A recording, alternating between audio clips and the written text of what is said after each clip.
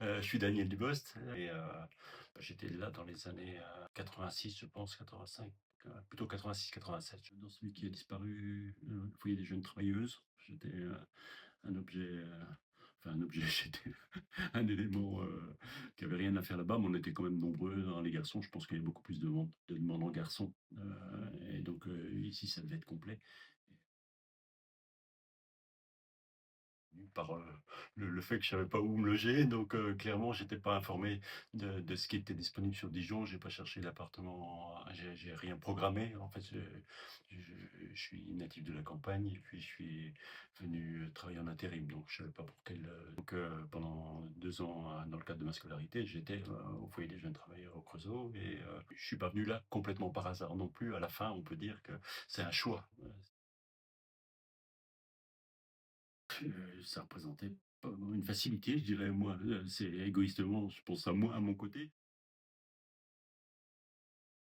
Par rapport à moi, mon âge, mes intérêts, mes centres d'intérêt, et fait que les gens que je connaissais dans le foyer n'étaient pas tellement tournés non plus vers les activités. Je peux pas dire que j'ai participé à beaucoup d'activités. Dans les activités proposées, il y en avait probablement plus que je pourrais en décrire. Je sais qu'il y avait un éducateur, enfin un éducateur, un assistant, quelqu'un qui proposait des services comme ça, mais par contre, moi, j'ai jamais eu besoin de.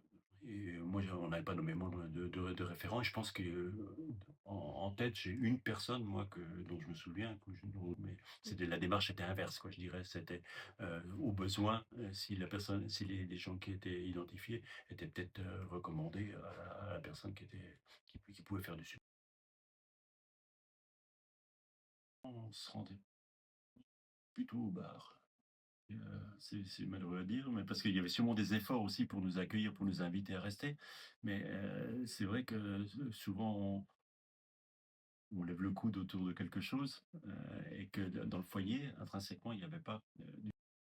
Passer une soirée à discuter, ça peut arriver comme ça, mais sans être attablé, c'est un peu lieu de partage comme il y a là en bas, là, à l'entrée, là, à l'accueil, c'était vaste.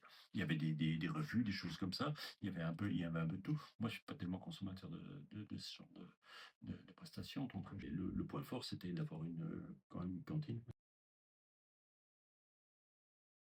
Difficilement possible que ce soit autrement, mais par exemple, ben, si on avait une communication téléphonique, on donnait le numéro du foyer, ça arrivait à la réception, et quand on avait un appel, ben, c'était par interphone dans les étages, et chambre 415 au téléphone, chambre 415.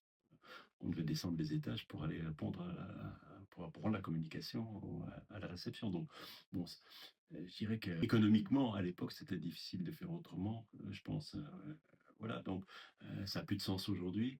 C'est un inconvénient, en plus, avoir sa conversation sur le bureau d'accueil avec la personne qui fait le standard juste en face de vous. Bon, il n'y a pas d'intimité. Ça traduit bien l'évolution. C'était une autre époque et c'était pas invivable, hein. Je veux dire qu'il y en a beaucoup. Il y en a beaucoup. Au moins 3 ou 4 personnes dont j'ai encore les numéros de téléphone et dont on se voit plusieurs fois par an. C'est lié à moi et aux gens que j'ai rencontrés. C'est le fait que je m'attache aux gens ou que j'ai trouvé par le hasard, j'ai trouvé là des gens qui ont correspondu à ce que j'attends ou ce que j'apprécie chez les êtres humains. C'est quand même pas rien, quoi, 3 ou 4 personnes. Et je pense pas que les foyers des jeunes travailleurs recrutaient des gens pour me faire plaisir. Donc, il se trouve que bon, ben, la structure en elle-même soit nous obligeait à nous parler ou à échanger ou à nous rencontrer. J'en ai vu bien, enfin, j'ai passé du temps avec bien d'autres gens que je ne vois plus du tout, quoi, mais malgré tout. On avait une vie assez basique, hein, je dirais. C'était un camp de base, en fait, le foyer. C'est l'endroit où on revient, bah, quand on a fait tout ce qu'on avait à faire, on revient pour dormir ou pour manger, mais il y avait un club cuisine qui a démarré, et donc un résident était italien. Il nous a appris à faire les spaghettis, la carbonara ou la pizza, la puttanesca, comme il disait. Donc, des recettes simples et anecdotiques enfin, qui étaient liées à des anecdotes avec son accent italien. Mais quand je mange des spaghettis à la carbonara, si je sais faire des spaghettis à la carbonara, c'est parce que j'ai la recette en tête de sa bouche, de son accent, parce que parlant français pour autant, il avait un bel accent italien que c'est des beaux souvenirs. Insouciance. Il m'apportait de l'insouciance. Parce que je ne dis pas que j'étais insouciant dans toutes choses de la vie, mais pour ce que j'attendais du foyer, ça fonctionnait bien. Peut-être choisir un logement plus près de l'endroit où je travaille maintenant.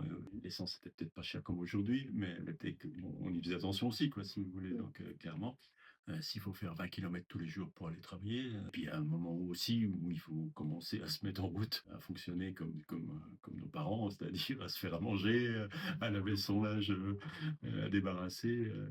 J'ai pris un appartement plus près de mon travail avant de rencontrer la personne avec laquelle je vis ma vie.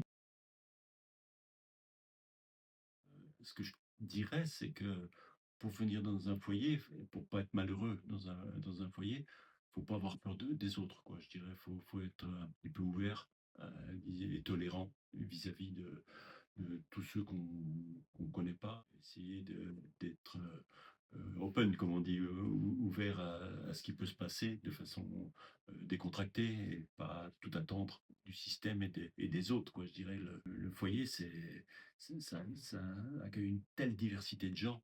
Il faut faire partie de ceux qui sont prêts à être souple, je dirais. Si on est vraiment rigide et qu'on a peur des autres, ça va être difficile, hein. Je dirais ouvert ou curieux ou pas gêné, je dirais, par ce qui est nouveau. Ça peut être une source de beaux imprévus, je dirais. Voilà. Faut tenter, faut être curieux, je dirais.